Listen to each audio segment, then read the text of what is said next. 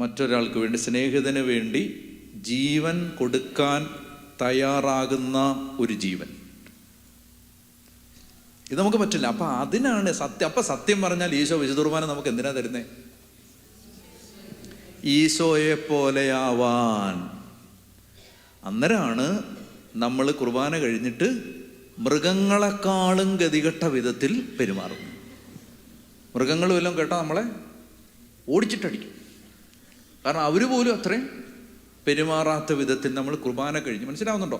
ഭയങ്കര ഒരു ഹയർ ലൈഫിലേക്ക് നമ്മൾ പോകാൻ വേണ്ടി ഇതിനെ പല ആംഗിളിലൂടെ നമുക്ക് വിശദീകരിക്കാൻ പറ്റും. ഞാനിതിനെ നിങ്ങൾക്ക് മനസ്സിലാവുന്ന വിധത്തിൽ ഒന്ന് പറയാൻ വേണ്ടി നിങ്ങൾ ഇങ്ങനെ മനസ്സിലാക്കുക. അതായത് എല്ലാവർക്കും പരിചയമുള്ളൊരു വചനമാണ്, നിങ്ങൾ ആദ്യം അവിടുത്തെ രാജ്യവും അവിടുത്തെ ബാക്കിയെല്ലാം. നമ്മൾ സാധാരണഗതിയിൽ ഈ വചനത്തിൻ്റെ അർത്ഥം എങ്ങനെ മനസ്സിലാക്കിയിരിക്കുന്നത്? ഇപ്പം നമ്മൾ പറയുകയാണ്, ഞാൻ പറയുകയാണ്, എന്താണ് പറയുന്നത്, ഇപ്പോൾ ഞാൻ പറയുകയാണ് വാട്ട്സ് നെയിം, അപ്പച്ചൻ്റെ പേരെന്താ? ജോസ് കുട്ടി. ഞാൻ പറയുകയാണ്, ജോസ് കുട്ടി ചേട്ടൻ പോയി, ചേട്ടൻ പള്ളിയിലൊക്കെ കൃത്യമായിട്ട് പള്ളിയിലൊക്കെ പോയി പ്രാർത്ഥിക്കുകയൊക്കെ ചെയ്യേ. ചേട്ടൻ ആദ്യം ദൈവത്തിൻ്റെ രാജ്യവും നീതി അന്വേഷിക്കുക, ചേട്ടൻ്റെ എല്ലാ പ്രയാസവും മാറും. അപ്പോൾ ഈ വചനം ഞാൻ എന്താണ് ഇതിൻ്റെ മീനിങ് ഞാൻ ഉദ്ദേശിച്ചത്? പള്ളിയിലൊക്കെ പോവുക, പ്രാർത്ഥിക്കുക, ആത്മീയ കാര്യത്തിലേക്ക് ഏർപ്പെടുക, അപ്പോൾ ബാക്കിയെല്ലാം നടക്കും. അതല്ലേ നോർമലി നമ്മളെല്ലാം ഈ വചനത്തെ വ്യാഖ്യാനിച്ചിട്ടുള്ളത്? അങ്ങനെയാണ്, ശരിയല്ലേ? എന്നാൽ അതല്ല അതിൻ്റെ അർത്ഥം. ദൈവത്തിൻ്റെ രാജ്യവും ദൈവത്തിൻ്റെ രാജ്യവും God's kingdom and the kingdom's righteousness. God's kingdom and the righteousness of the kingdom. എളുപ്പത്തിൽ മനസ്സിലാവും. ഇവിടെ ഞങ്ങൾ ഇന്ത്യയിൽ വണ്ടി ഓടിക്കുമ്പോൾ ഞങ്ങൾ വണ്ടി ഓടിക്കുന്നത് റോഡിൻ്റെ ഇടത്ത് ലെഫ്റ്റ് സൈഡിൽ കൂടാണ്. So in India left is right. അമേരിക്കയിലോ റൈറ്റ് ഈസ് റൈറ്റ് ആണല്ലോ. ഞാൻ അമേരിക്കയിൽ വന്നിട്ട് വണ്ടി എടുത്തങ്ങ് ഇറങ്ങാണ് ഇടതുവശത്തോടെ. എന്ത് സംഭവിക്കും? രണ്ട് കാര്യങ്ങൾ. ഒന്നുകിൽ ഞാൻ ചരിത്രമായി മാറും, അല്ലേ? നിങ്ങൾ പറയും അമേരിക്കയിൽ വെച്ചാണ് പുള്ളി മരിച്ചത്. എങ്ങനെ? ഇടതുവശത്തൂടെ വണ്ടി ഓടിച്ചിട്ടാണ് മരിച്ചതെന്ന് നിങ്ങൾ പറയും. അല്ലെങ്കിൽ എന്നെ പോലീസ്, രണ്ടാമത്തെ കേസാണ്, ഞാൻ ഉടനെ അങ്ങ് മരിക്കത്തില്ല, രണ്ടാമത്തെ കേസാണ് സംഭവിക്കാൻ പോകുന്നത്. എന്താണ്? എന്നെ പോലീസ് പിടിച്ചോണ്ട് പോകുമ്പോൾ പോലീസ് എന്നോട് പറയുകയാണ്, നിങ്ങൾ എന്താണ് ഈ കാണിച്ചത്? ഞാൻ പറയുന്നു, എന്ത് കാണിച്ചു? നിങ്ങൾ ലെഫ്റ്റ് സൈഡിൽ കൂടെ ഞാൻ ലെഫ്റ്റ് സൈഡിൽ കൂടെ വണ്ടി ഓടിക്കേണ്ടത്. ആര് പറഞ്ഞു? കോൻ ബത്തായ? ആര് പറഞ്ഞു? അപ്പം ഞാൻ പറഞ്ഞു, അതാണ് ഞങ്ങളുടെ രാജ്യത്തെ നിയമം. അതാണ് ഞങ്ങളുടെ രാജ്യത്തെ നിയമം. ഉടനെ എന്നോട് പോലീസുകാർ, അമേരിക്കൻ പോലീസ് പറയാണ്, അത് ഇന്ത്യയിലെ നിയമം, നിങ്ങളുടെ രാജ്യത്തെ നിയമം, ഇത് ഇവിടുത്തെ രാജ്യത്തെ നിയമം. അപ്പോൾ അതിൽ നിന്ന് എന്ത് മനസ്സിലായി? അപ്പോൾ ഞാൻ വിളിച്ചോ, കുഴപ്പമുണ്ടെങ്കിൽ അനിയ അപ്പച്ചാ പറഞ്ഞേ, അതിൽ നിന്ന് എന്ത് മനസ്സിലായി? പറ. അപ്പച്ചൻ പറയണം, വേറെ ആരും പറയണ്ട. നിങ്ങൾ അപ്പച്ചനാണ് അല്ലല്ലോ, പറ. അതായത് അപ്പച്ചാ, ഞാൻ പറയട്ടെ, പോലീസ് പറയാണ്, ഇവിടുത്തെ രാജ്യത്തിൻ്റെ നിയമം വേറെ, അവിടുത്തെ രാജ്യത്തിൻ്റെ നിയമം വേറെ. ഓക്കെ, എന്ത് മനസ്സിലായി? പറ. ദൈവരാജ്യം ഒന്നും ഇവിടെ പറഞ്ഞില്ലല്ലോ. എനിക്കറിയത്തില്ലായിരുന്നു എന്ന് പറയും. അതല്ല ഞാൻ ചോദിക്കുന്നേ. ഇപ്പം എന്നെ പോലീസ് പിടിച്ചപ്പോൾ ഞാൻ പറയുകയാണ്, എൻ്റെ നിയമം അനുസരിച്ച് ഇടതുവശത്തൂടെ ഞാൻ ഓടിക്കും. പോലീസ് പറയാണ്, ഇവിടുത്തെ രാജ്യത്തിൻ്റെ നിയമം അതല്ല. അതിൽ നിന്ന് എന്ത് മനസ്സിലായെന്ന്? ലൈസൻസിൻ്റെ കാര്യമൊന്നും അല്ല. അങ്ങോട്ടും ജോസ് എന്താണെന്നറിയാമോ? അത് രാജ്യം മാറുന്നതിനനുസരിച്ച് നിയമം മാറും. അല്ലാതെ ലൈസൻസും അതൊന്നുമല്ല. കാര്യം മനസ്സിലാക്കണം.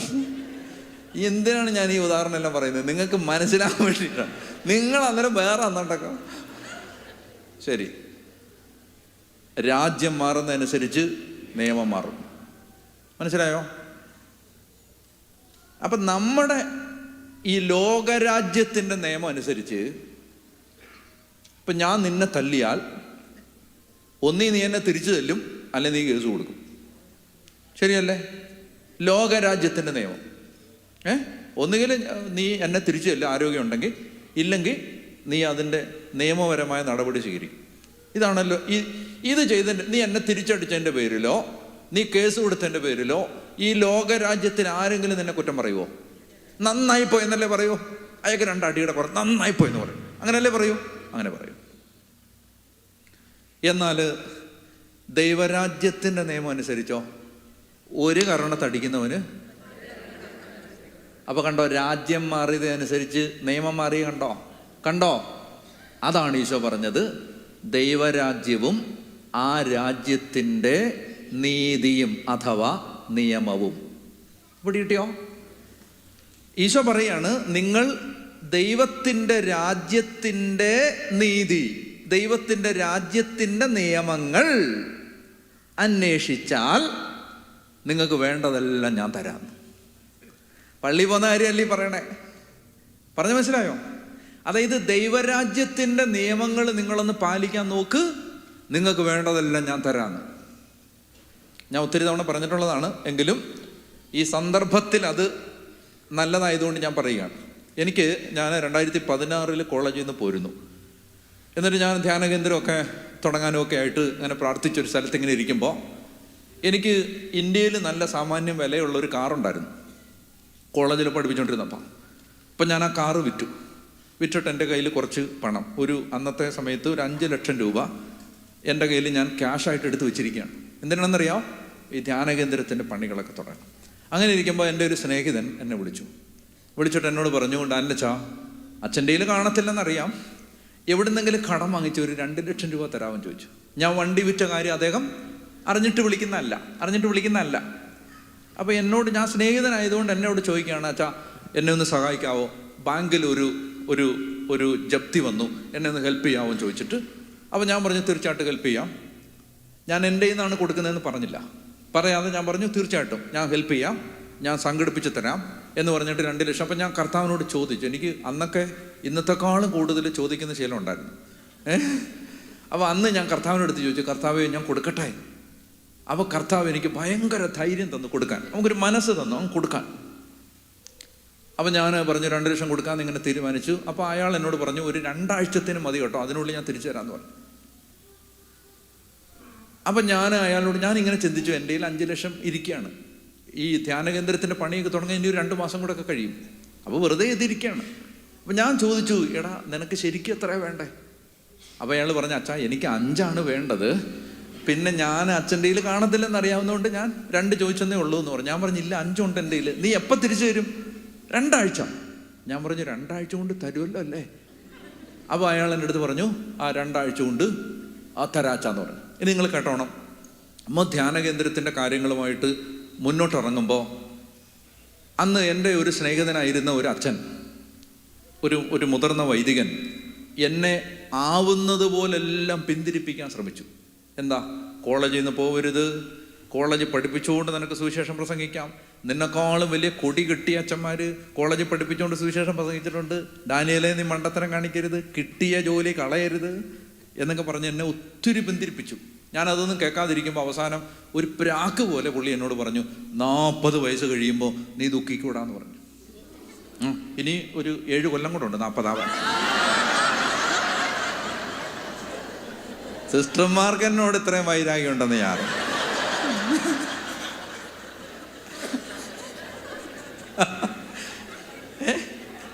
അച്ഛൻ പറഞ്ഞു, 40 വയസ്സ് കഴിയുമ്പോൾ നീ റിഗ്രറ്റ് ചെയ്യുമെന്ന് പറഞ്ഞു. ഈ ഡിസിഷനെ ഓർത്തു. മനസ്സിലായോ? അങ്ങനെ എന്നോട് പറഞ്ഞു. എന്നെ സ്നേഹം കൊണ്ട് ഞാൻ പോവാതിരിക്കാൻ വേണ്ടി പറയുന്നതാണ്. ഞാൻ 1980 ജനിച്ചത്, നിങ്ങളുടെ ഒരു സമാധാനത്തിന് വേണ്ടി. ഓക്കെ, കൂട്ടിക്കോ. അപ്പോൾ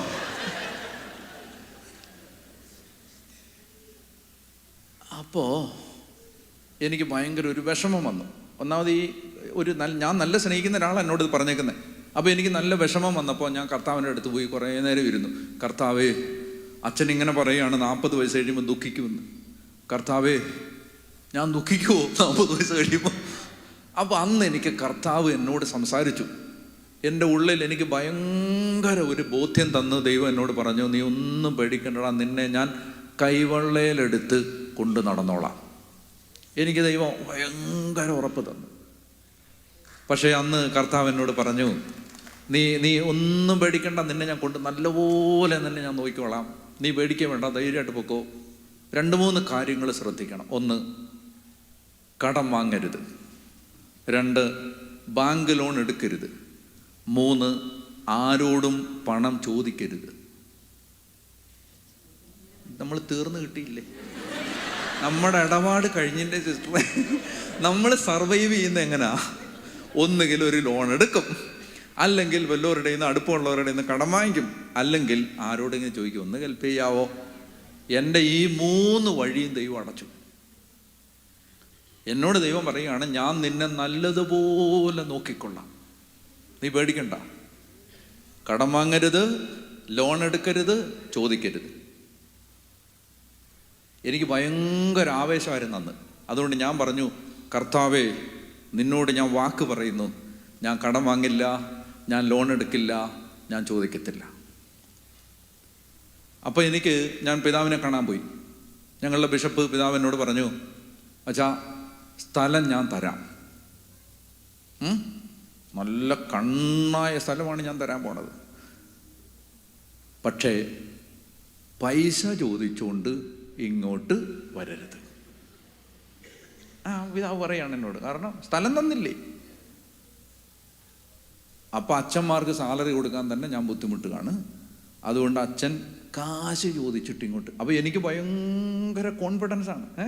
ഇന്നാണെങ്കിൽ അങ്ങനെയുള്ള അവിവേകം ഒന്നും ഞാൻ കാണിക്കത്തില്ല. കാരണം ഇന്നോടെ കുറയ്ക്കും ജീവിത പരിചയമായി. അന്ന് എനിക്ക് ഭയങ്കര ഞാൻ പറഞ്ഞു, പിതാവേ, ഞാൻ ചോദിക്കത്തില്ല.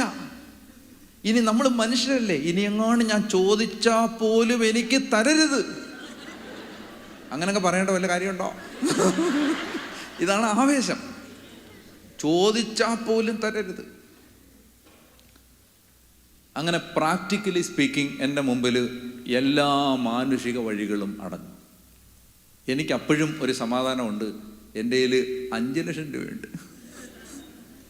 അപ്പോഴെനിക്ക് സമാധാനമാണ്. കാരണം എന്താ, എനിക്ക് ജസ്റ്റ് തുടങ്ങാൻ എന്തെങ്കിലും ആയില്ലേ. അപ്പോൾ ഈ 5 ലക്ഷമാണ് എൻ്റെ സ്നേഹിതന് ഞാൻ വായ്പ കൊടുത്തിരിക്കുന്നത്. അവസാനമായിട്ട് ഈ ക്യാഷ് കൊടുക്കുന്ന സമയത്ത് അദ്ദേഹം എൻ്റെ അടുത്ത് പറഞ്ഞു, അച്ഛാ, 2 ആഴ്ചയെന്ന് അച്ഛൻ പറയണ്ട, 3 ആഴ്ചയെന്ന് പറഞ്ഞു. കാരണം എന്താണെന്നറിയാം, നമ്മൾ മനുഷ്യരല്ലേ അച്ഛാ, ഒരു ദിവസം അങ്ങോട്ടും ഇങ്ങോട്ടും മാറിപ്പോയാൽ അച്ഛൻ നാണം കെടാൻ പാടില്ല. അപ്പോഴും പുള്ളി വിചാരിച്ചേക്കുന്നത് ഞാൻ ഇവിടുന്ന് വാങ്ങിച്ചു കൊടുക്കുന്നതാണ്. ഞാൻ തിരുത്താൻ പോയില്ല കേട്ടോ. കാരണം അത് ഇനി എൻ്റെയാന്ന് വിചാരിച്ച് തരാതിരിക്കണ്ടെന്ന് ഓർത്തിട്ട് ഞാൻ തിരുത്തിയില്ല. ഞാൻ ഒന്നും പറഞ്ഞില്ല. പുള്ളി പറഞ്ഞതിനെ ഞാൻ കറക്റ്റ് ചെയ്തില്ല. എന്താ, ഇത് എൻ്റെ അല്ല, എൻ്റെ ആണെന്ന് ഞാൻ പറഞ്ഞിട്ടില്ല. 3 ആഴ്ച. അപ്പോൾ ഞാൻ പ്രതീക്ഷിച്ചിരിക്കുകയാണ്. 2016 2017, 18, 19, 20, 21, 22, 23, 24, 25 9 കൊല്ലമായി ഇതുവരെ തന്നിട്ടില്ല.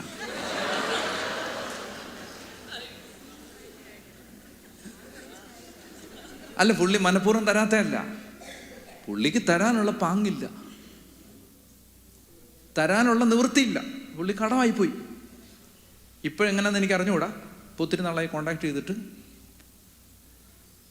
പക്ഷേ ആദ്യകാലങ്ങളിലെല്ലാം എനിക്ക് നല്ല വിഷമായിരുന്നു. ഞാൻ ഓർക്കാണ്, ദൈവമേ, വിജനപ്രദേശത്തെ മൂങ്ങയെ പോലെ, ബൈബിളിലെ ഒരു പ്രയോഗമാണ്, വിജനപ്രദേശത്തെ മൂങ്ങയെ പോലെ ഞാനിങ്ങനെ ഇരിക്കുകയാണ്. കയ്യിൽ 5 പൈസ ഇല്ല, ഒന്നുമില്ല, കടം വാങ്ങാൻ അനുവാദമില്ല, ലോൺ എടുക്കാൻ അനുവാദമില്ല, ചോദിക്കാൻ അനുവാദമില്ല. കയ്യിലിരുന്ന് ഒരുത്തം കൊണ്ടുപോവുകയും ചെയ്തു. എന്നെ ദൈവം പഠിപ്പിച്ചത് എങ്ങനെയാണെന്ന് ഞാൻ പറയുകയാണ്. നീ ആദ്യം ദൈവരാജ്യത്തിൻ്റെ നിയമങ്ങൾ അനുസരിക്കാൻ പഠിച്ചാൽ നിനക്ക് ഞാൻ എല്ലാം തരാം. ഒരു നിയമം അനുസരിക്കാനുള്ളൊരു സിറ്റുവേഷൻ എൻ്റെ മുമ്പിൽ ദൈവം കൊണ്ടുവച്ചിരിക്കുകയാണ്. എന്താണെന്നറിയാമോ? നിന്റെ വസ്തുക്കൾ എടുത്തോണ്ട് പോകുന്നവനോട് തിരിച്ച് ചോദിക്കരുത്. ഒരു നിയമമാണേ, ഈ രാജ്യത്തിൻ്റെ നിയമമാണേ ഇത്. മനസ്സിലായോ? ദൈവരാജ്യത്തിൻ്റെ ഒരു നിയമമാണ് ഇതെന്താ? നിന്റെ വസ്തുക്കൾ എടുത്തുകൊണ്ട് പോകുന്നവനോട് തിരിച്ചു ചോദിക്കരുത്. ദൈവമേ, എനിക്ക് ഭയങ്കര പാടായത്. മനസ്സിലായി? നാഴിക 40 തൊട്ടുണ്ടോ കാശം തളകരാത്ത്. എടാ, നീ എന്നോട് പറ്റിച്ചില്ലടാ, ഇങ്ങനൊക്കെ ചോദിക്കുന്ന നേച്ചറാണ് എൻ്റെ. എന്നോട് കർത്താവ് എന്താ പറയണേ? ചോദിക്കാൻ പാടില്ല. ഞാനിങ്ങനെ പ്രാർത്ഥിച്ച എൻ്റെ കർത്താവേ, എൻ്റെ സ്വഭാവം നിനക്കറിയാമല്ലോ. ചോദിക്കാതിരുന്നാൽ എനിക്ക് എന്തോ ഒരു ചൊറിച്ചിൽ പോലാണ്. ചോദിക്കാതിരുന്നാൽ അതാണ് എൻ്റെ സ്വഭാവം. കർത്താവേ, എന്നെ നീ ഒന്ന് സഹായിച്ചാൽ ഞാൻ ചെയ്യാം. സഹായിക്ക്, എനിക്ക് കൃപത. ദൈവം എനിക്ക് കൃപ തന്നു. ഞാൻ തീരുമാനിച്ചു, ആ കൃപയിൽ ഞാൻ തീരുമാനിച്ചു, ഞാൻ ഇനി ഒരിക്കലും നേരിട്ട് കണ്ടാൽ പോലും, ഈ കാര്യം അയാൾ സംസാരിച്ചാൽ പോലും ഞാൻ നീ എന്താ അത് തരാത്തെന്ന് ചോദിക്കത്തില്ല എന്ന് ഞാൻ തീരുമാനിച്ചു. അപ്പോൾ എൻ്റെ മുമ്പിൽ ഈ നിയമം അനുസരിക്കാൻ ദൈവം ഒരു സാഹചര്യം ഒരുക്കി തന്നു. നിങ്ങൾ കേട്ടോണം, മൗണ്ട് കാർമലിന് ഈ നിമിഷം വരെ 1 രൂപ പോലും ലോണില്ല, കടവില്ല, ചോദിക്കേണ്ട ഗതികേട് വരുന്നില്ല. ഞങ്ങൾക്ക് എപ്പോഴും ബാങ്കിൽ ബാലൻസാണ്.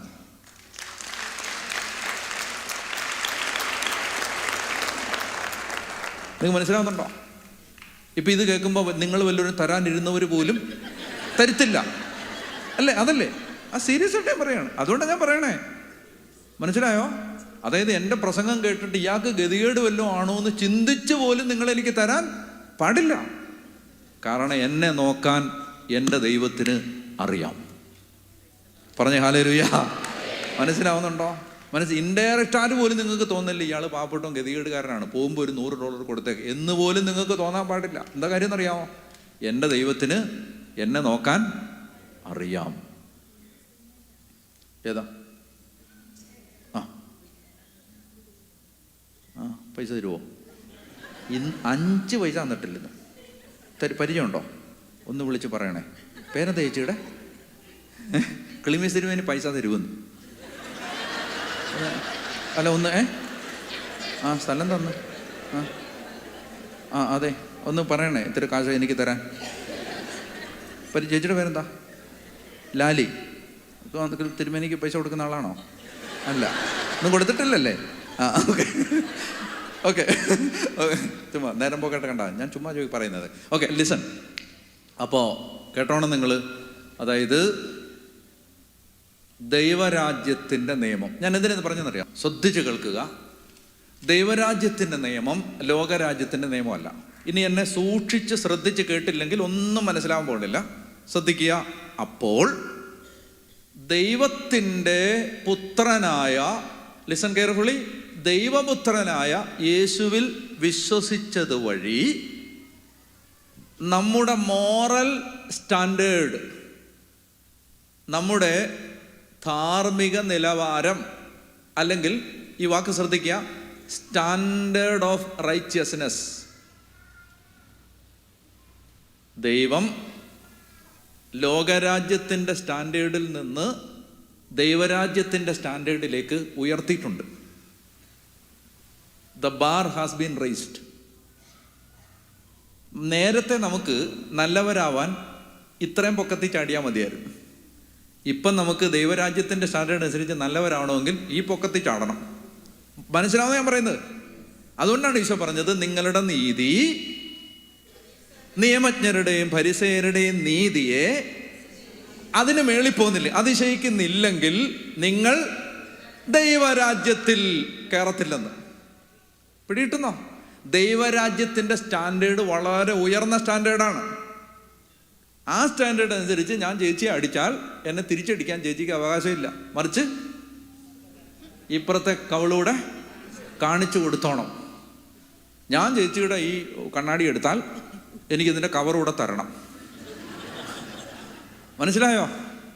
സ്റ്റാൻഡേർഡ് വേറെയാ. കേൾക്കുന്നുണ്ടോ? അപ്പൊ ഇത് പാലിക്കാൻ, ഈ സ്റ്റാൻഡേർഡ് പാലിക്കാൻ ഈ ശരീരം പോരാ, ഈ ശരീരത്തിൻ്റെ ജീവൻ പോരാ. അപ്പൊ ഈശോ പറയാണ്, സ്റ്റാൻഡേർഡ് അതാണ്, അത് മാറ്റാൻ പോണില്ല. മറിച്ച് അത് പാലിക്കാൻ പറ്റുന്ന ജീവനുള്ള വേറൊരു ശരീരം ഞാൻ തരാം. ആ ശരീരമാണ് കുർബാന. പിടികിട്ടിയോ? മനസ്സിലായോ? വല്ലോ മനസ്സിലായോ? അപ്പൊ കുർബാന സ്വീകരിക്കുന്നത് നമുക്ക് കുറച്ച് പ്രസാദം സ്വീകരിക്കുന്ന പോലല്ല, മറിച്ച് കുർബാന എന്തിനാ തന്നേന്ന് മനസ്സിലായോ? ദൈവരാജ്യ ജീവിതത്തിൻ്റെ റിസോഴ്സാണ്, ഭക്ഷണമാണ് കുർബാന. ആ ഭക്ഷണം കഴിച്ചാലേ നമുക്ക് ആ സ്റ്റാൻഡേർഡിൽ ജീവിക്കാൻ പറ്റൂ. നിങ്ങൾക്ക് മനസ്സിലാവുന്നോ നമ്മൾ എന്ത് ദൂരത്താന്ന്? ദിവ്യകാരുണ്യ സ്പിരിച്വാലിറ്റി നമ്മൾ എന്ത് ദൂരെയാന്ന് നമുക്ക് മനസ്സിലായോ? നമ്മൾ വിചാരിച്ചത് ഇത് കഴിച്ചിട്ട് പോയി അടി ഉണ്ടാക്കണമെന്നാണ്.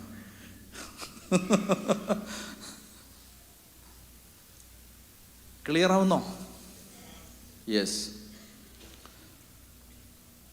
ഭയങ്കര ഉയർന്ന നിലവാരമാണ്.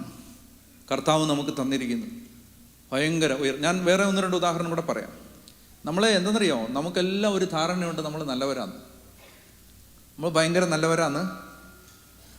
4 തരത്തിലുള്ള പാപമുണ്ട്. ശ്രദ്ധിക്കണേ, ഞാനിവിടെ നിൽക്കുന്ന നിങ്ങൾക്ക് ബുദ്ധിമുട്ടാവുന്നുണ്ടോ? ഇല്ല, ഉണ്ടോ? ചേച്ചിക്ക് കഴുത്തുവേദന വരുന്നുണ്ടോ? ഉണ്ടോ? ചേച്ചി ഇവിടെ കസേര ഉണ്ടെങ്കിൽ പോര്, ഇവിടെ അപ്പോൾ ഇവിടെ ഒഴിഞ്ഞ, അല്ല സീരിയസ് ആയിട്ട്, ഇവിടെ ഒഴിഞ്ഞ കസേര ഉണ്ടെങ്കിൽ പോര്. കഴുത്തുവേദന ഉണ്ടെങ്കിൽ പറയണം കേട്ടോ. അതായത് കേട്ടോണേ, എന്തെന്നറിയാമോ ചേച്ചി, എന്തെന്നറിയാം, എനിക്ക് അവിടെ നിൽക്കുമ്പോൾ ഉണ്ടല്ലോ, എനിക്കങ്ങ് ഒന്നാമതേ എനിക്ക് ഭയങ്കര റിജക്ഷൻ ഫീലിംഗ് ഉള്ള ഒരാളാണ്. അതായത് എന്നെ ആർക്കും വേണ്ട, എന്നോട് ആർക്കും ഇഷ്ടമില്ല, അങ്ങനെ ചെറുപ്പം മുതലേ എനിക്ക് അങ്ങനെ ഒരു ഭയങ്കര കോംപ്ലക്സ് ഉണ്ട്. അവിടെ നിൽക്കുമ്പോൾ എനിക്ക് അങ്ങനെ തോന്നുക. നിങ്ങൾക്കും അതെ ആണോ? ചേച്ചിക്കും ഉണ്ടോ അത്, ആ ഫീലിംഗ്? റിജക്ഷൻ. അപ്പോൾ കേട്ടോണേ, ഞാൻ ഇവിടെയൊക്കെ വന്നോളാം ഇടയ്ക്ക്, ഒന്ന് നോക്കിക്കോണേ.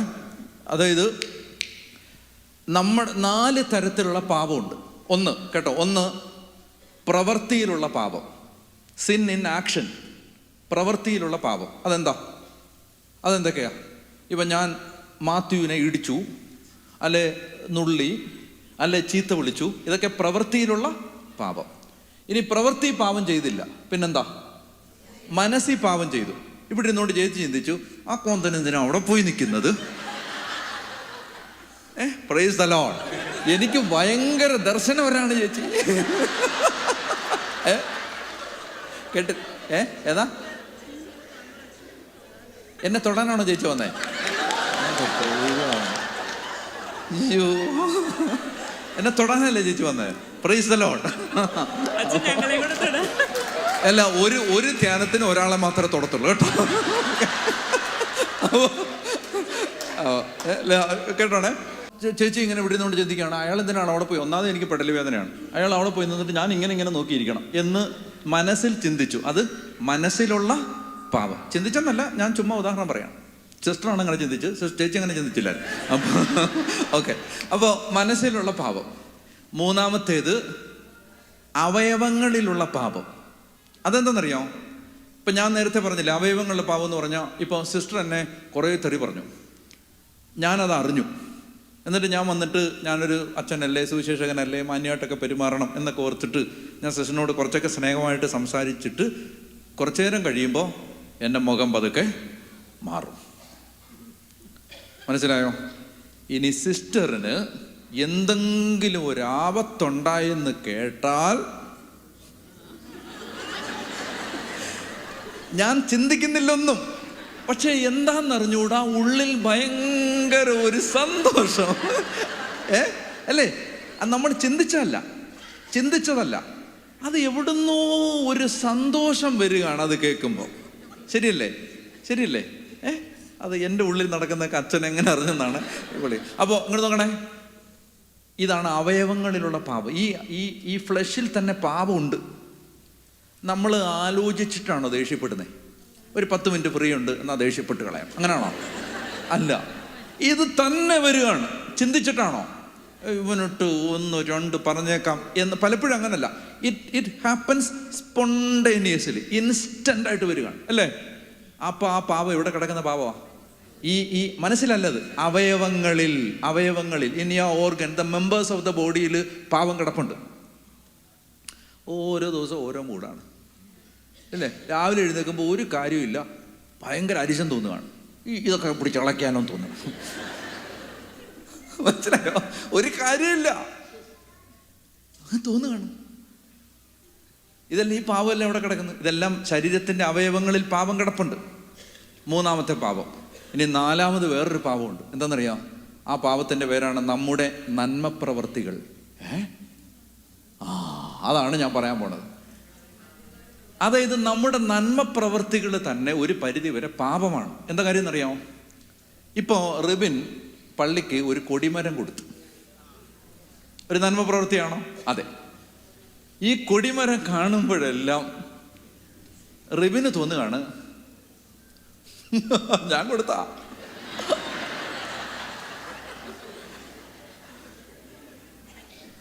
പള്ളിയിൽ ഇങ്ങനെ പോകുന്ന വഴിക്ക് വേറൊരു ആള്, പള്ളിയിൽ ആദ്യമായിട്ട് വരുന്ന ഒരാള് നിൽക്കുമ്പോൾ കൊടിമരം എങ്ങനെ ഉണ്ട്?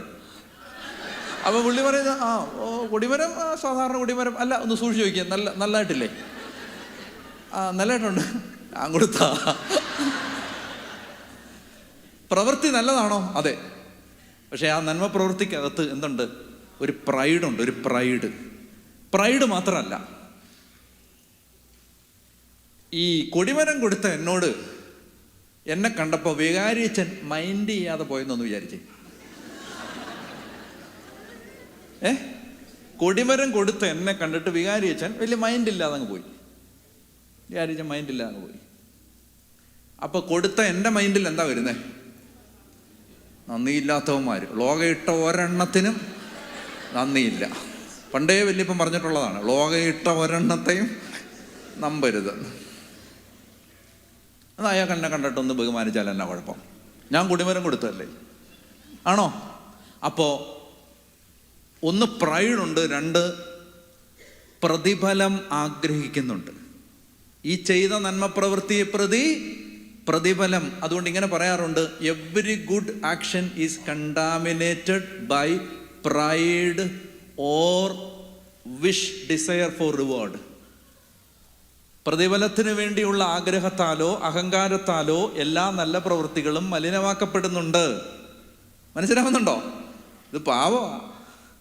വേറൊരു ഉദാഹരണം ഞാൻ പറയാം. ഈ മൗണ്ട് കാർമലിൽ ആരെങ്കിലും ചാരിറ്റി ചോദിച്ച് ഒത്തിരി പേര് വരും. അപ്പോൾ വരുമ്പോൾ ഇങ്ങനെ ഓഫീസിൽ പറഞ്ഞിട്ടുണ്ട്, നിങ്ങൾ അവർക്ക് എന്തെങ്കിലും കൊടുത്തേ വിടാവൂ. അപ്പോൾ ഒരു പാവപ്പെട്ട മനുഷ്യൻ, എക്സാമ്പിൾ, ഒരു പാവപ്പെട്ട മനുഷ്യൻ വന്നു, പറഞ്ഞു, മരുന്ന് വാങ്ങിക്കാനാണ് ബ്രദറെ, പൈസ ഇല്ല. ചേട്ടാ മരുന്നിന് എത്ര രൂപയാവും? മരുന്നിന് എത്ര ആവും അറിഞ്ഞുകൂടാ. ഒരു 2000 രൂപ. 2000 രൂപ. ഓക്കെ, 2000 രൂപ കൊടുത്തു. അപ്പോൾ 2000 രൂപയും വാങ്ങിച്ച് ഈ അപ്പച്ചൻ ഇങ്ങനെ മേളിലോട്ട് നടന്നു വരുമ്പോൾ സാക്ഷാൽ ഡാനിയേലച്ചൻ വരും. അപ്പോൾ അപ്പച്ചനെ ഡാനിയേലച്ചൻ കാണുകയാണ്. അപ്പച്ചാ എന്താ കാര്യം? അത് മക്കളെ, മരുന്നിന് കാശ് വാങ്ങിക്കാം. വല്ലതും കിട്ടിയോ? കിട്ടി. എത്ര കിട്ടി? 2000. 2000 തന്നുള്ളോ? പോക്കറ്റിൽ കൈയിട്ട്. ഉദാഹരണം മാത്രമാണ്, ഒരിക്കലും സംഭവിക്കില്ല. വെറും ഉദാഹരണം. പോക്കറ്റിൽ കൈയിട്ടിട്ട് ഒരു 20,000 രൂപ എടുത്ത് ഈ ചേട്ടന് കൊടുത്തു. അപ്പച്ചന് ഭയങ്കര സന്തോഷമായി. അപ്പച്ചൻ, മോനെ ദൈവം അനുഗ്രഹിക്കൂടാന്ന് പറഞ്ഞിട്ട് പോയി. വണ്ടിയൊക്കെ പാർക്ക് ചെയ്തിട്ട് ഞാൻ 4ാമത്തെ നിലയിലാണ് താമസിക്കുന്നത് വിചാരിക്കുക. അന്ന് ഞാൻ വിചാരിച്ചു ഇന്ന് ലിഫ്റ്റിന് പോകണ്ട, നടന്നു പോവാം. അങ്ങനെ നടന്നു പോകുമ്പോൾ എൻ്റെ ബോഡി ലാംഗ്വേജ് അങ്ങനെ ആയിരിക്കും.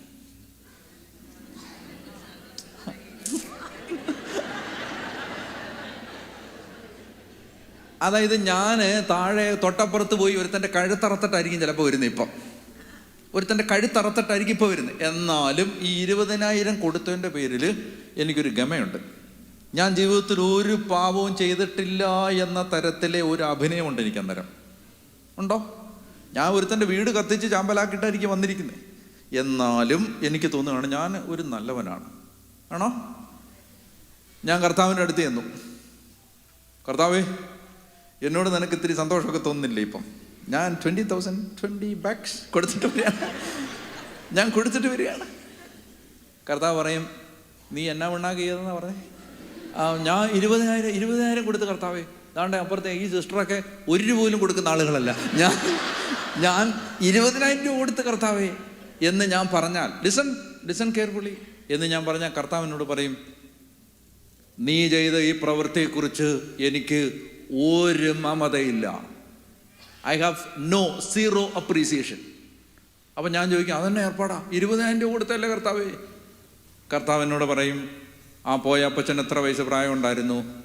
ഞാൻ പറയും 80 വയസ്സ് പ്രായം.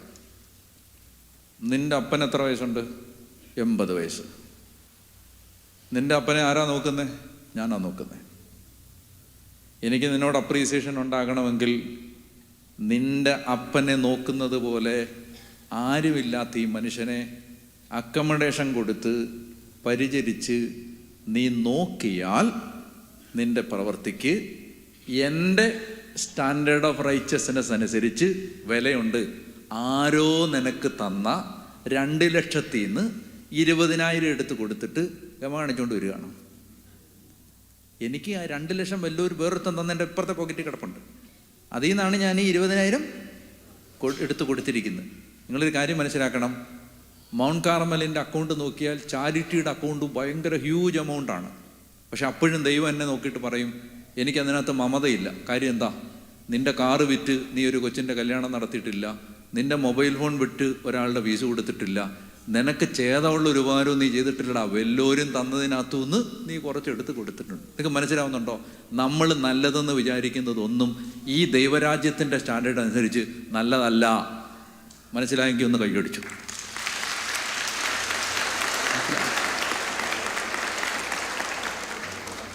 ആ സ്റ്റാൻഡേർഡ് ഭയങ്കര സ്റ്റാൻഡേർഡാണ്.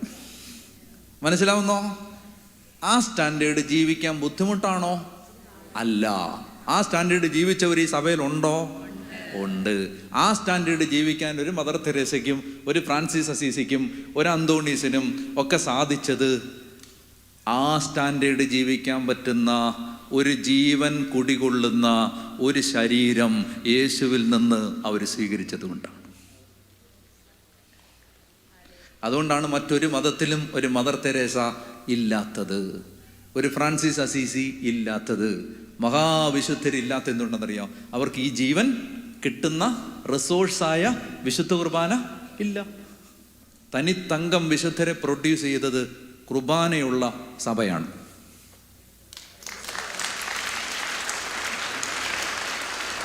മനസ്സിലാവുന്നുണ്ടോ? അപ്പോൾ എനിക്കിത് ജീവിക്കാൻ പറ്റും, നിനക്കിത് ജീവിക്കാൻ പറ്റും, നിനക്കിത് ജീവിക്കാൻ പറ്റും. എങ്ങനെ പറ്റും? വിശുദ്ധ കുർബാനയിൽ നിന്ന്. അപ്പോൾ അതുകൊണ്ട് ജീവൻ എന്ന് പറയുന്നത് ഈ മരിച്ചു കഴിഞ്ഞ് കിട്ടാൻ പോണ സാധനമൊന്നുമല്ല. ഈ ഭൂമിയിൽ മറ്റു മനുഷ്യരെക്കാൾ ഉയർന്ന നിലവാരമുള്ള ഒരു ജീവിതം ജീവിക്കാൻ നമുക്ക് ദൈവം തരുന്ന സഹായമാണ് വിശുദ്ധ കുർബാന. ഇപ്പോൾ വേറെ ആംഗിളിൽ മനസ്സിലായ കുർബാനയെ? അപ്പോൾ കുർബാന സ്വീകരിക്കുമ്പോൾ നമ്മൾ പ്രാർത്ഥിക്കണം, എന്താ?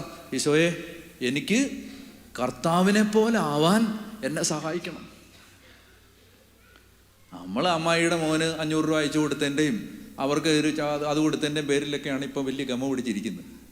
ബലൂൺ പോലെ ഇരിക്കുകയാണ്, എപ്പോൾ വേണേലും പൊട്ടും. എൻ്റെ പൊന്ന് ചേട്ടാ, അതിനകത്ത് ദൈവരാജ്യത്തെ അതിനൊന്നും ഒരു വിലയില്ലെന്ന്. അതിലും ഭേദം 10 ഏത്തപ്പഴം വാങ്ങിച്ചു തന്ന ആരോഗ്യവും പൊട്ടാഷ്യമെങ്കിലും ഉണ്ടായി. അതിനൊന്നും ഒരു വിലയില്ലെന്ന്. ആരും സ്വർഗത്തിൽ പോകുന്ന എങ്ങനെയാണെന്നറിയോ? ഒരു നല്ല ചോദ്യം. സ്വർഗത്തിൽ പോകുന്ന എങ്ങനെയാണെന്നറിയോ? കർത്താവിൻ്റെ മുമ്പിൽ നമ്മൾ സമ്മതിക്കുകയാണ്, എൻ്റെ ഒരു പ്രവൃത്തി കൊണ്ടും എനിക്ക് നിൻ്റെ സ്റ്റാൻഡേർഡിൽ എത്താനുള്ള കഴിവ് ഇല്ല, നീ സഹായിച്ചാലേ പറ്റൂ. അതുകൊണ്ടാണ് പറയുന്നത്, കഴിവല്ല കൃപയാണ്, പ്രവൃത്തിയാലല്ല വിശ്വാസത്താലാണ്. മനസ്സിലാവുന്നുണ്ടോ? വിശ്വാസത്താലാണ്. ഞാൻ വിശ്വസിക്കുകയാണ് എൻ്റെ കർത്താവേ. നമ്മൾ എന്ത് ചെയ്യുന്നു? കർത്താവിനോട് നമ്മൾ ഈ ബോധ്യം കിട്ടിക്കഴിഞ്ഞാൽ പിന്നെ നമുക്കറിയാം, നമ്മൾ എന്നാ ചെയ്താലും നമുക്കൊരു അഹങ്കാരം വരത്തില്ല. പിന്നെ നമുക്കറിയാം ഇതിനൊക്കെ ഇത്ര വിലയേ ഉള്ളൂ. നമുക്ക് ഈ ബോധ്യം കിട്ടിക്കഴിഞ്ഞാൽ, എൻ്റെ ദൈവമേ, ഞാൻ ചെയ്തത് ഒന്നും ആയിട്ടില്ല എന്നേ നമ്മൾ ചിന്തിക്കത്തുള്ളൂ. ഞാൻ ചോദിക്കട്ടെ, സിസ്റ്റർമാരോട് ഞാൻ പറയട്ടെ, നമ്മളെല്ലാം ജൂബിലി ആഘോഷിക്കും. ഞാൻ പലപ്പോഴും ആലോചിച്ചിട്ടുണ്ട്, എന്തിൻ്റെ ജൂബിലി ആഘോഷിക്കണേ? ഞാൻ കുറ്റപ്പെടുത്തുകയല്ല, ഞാൻ ചിന്തിക്കുന്ന കാര്യം ഞാൻ പറയുകയാണ്. ഞാൻ ജൂബിലി ആഘോഷിച്ചെന്ന് കേട്ടാൽ നിങ്ങൾ എന്നെ തിരുവനന്തപുരത്ത് വന്ന് തല്ലിക്കോണം കേട്ടോ. ഞാൻ എന്തിൻ്റെ ജൂബിലിയാണ്? ഈ ജീവിതത്തിൽ ദൈവം പ്രതീക്ഷിച്ച സ്റ്റാൻഡേർഡിൻ്റെ 7 അയലത്ത് പോലും എത്തിയിട്ടില്ലാത്ത ഞാൻ എന്തിൻ്റെ ജൂബിലി ആഘോഷിക്കാനാണ്? എൻ്റെ ദൈവം, ഞാൻ ഒരിടത്തും എത്തിയിട്ടില്ലെന്നേ. എൻ്റെ കർത്താവ് എന്നെക്കുറിച്ച് കണ്ട സ്റ്റാൻഡേർഡിൻ്റെ പര്യമ്പറത്ത് പഞ്ചായത്തിൽ പോലും എത്തിയിട്ടില്ലാത്ത ഞാൻ എന്തിൻ്റെ പേരിലാണ് ഞാൻ 25 കൊല്ലം എന്നാ പിണ്ണൊക്കെ ചെയ്തെന്ന് ഈ പറയണേ? ഒന്നും ചെയ്തില്ലെന്ന്, ഒന്നും ചെയ്തില്ല. ദൈവം എന്തൊക്കെയോ കൃപ തന്നപ്പോൾ ഒരു മിനിമത്തിൽ ഇങ്ങനെ ഓടുകയാണ്. ഞാൻ ചിന്തിച്ചിട്ടുണ്ട്, എനിക്ക് ദൈവം തന്ന റിസോഴ്സ് വെച്ചിട്ട് അതിൻ്റെ ഒരു 0.5% പോലും ഞാൻ ചെയ്തിട്ടില്ല. ഏത്? അല്ലല്ല, അതൊക്കെ ഞാൻ പറഞ്ഞു. അത് ഞാൻ ആ ജൂബിലി ആഘോഷിക്കുന്നതിനല്ല ഞാൻ പറഞ്ഞു. ഞാൻ ചിന്തിക്കുന്നത്, ഞാൻ ജൂബിലി ആഘോഷിക്കണം. കാരണം ദൈവത്തിന് നന്ദി പറയാനും കർത്താവ് 10-25 വർഷം നടത്തിയതിന് അതൊക്കെ നല്ലൊരു ഇൻറ്റൻഷനാണ്. ഞാൻ പറയുന്നത്, ഞാൻ ചിന്തിക്കുകയാണ്, ഞാൻ എൻ്റെ കാര്യത്തിൽ ഞാൻ ചിന്തിക്കുകയാണ്, ദൈവമേ, ഞാൻ എന്ത് പറഞ്ഞിട്ടാണ് ഈ നന്ദി പറയണേ? ഞാൻ എന്നാ ചെയ്തിട്ടാ? എനിക്ക് ദൈവം തന്ന റിസോഴ്സസ് വെച്ച് നോക്കുമ്പോൾ ഒന്നും ചെയ്തിട്ട്, നിങ്ങൾ നോക്കുമ്പോൾ ചിലപ്പോൾ അച്ഛൻ അത് ചെയ്ത് ഇത് ചെയ്തെന്നൊക്കെ പറയാൻ കാണും.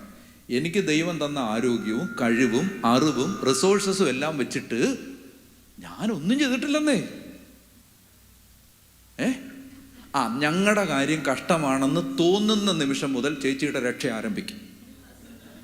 അങ്ങനെ എക്സാക്ട്ലി. അതായത് അതാണ് അപ്പോസ്തലൻ പൗലോസ് പറയുന്നത്, ഞാൻ ദുർഭകനായ മനുഷ്യൻ, ഞാൻ ഒന്നും ചെയ്തിട്ടില്ല, എനിക്ക് അഹങ്കരിക്കാനൊന്നുമില്ല.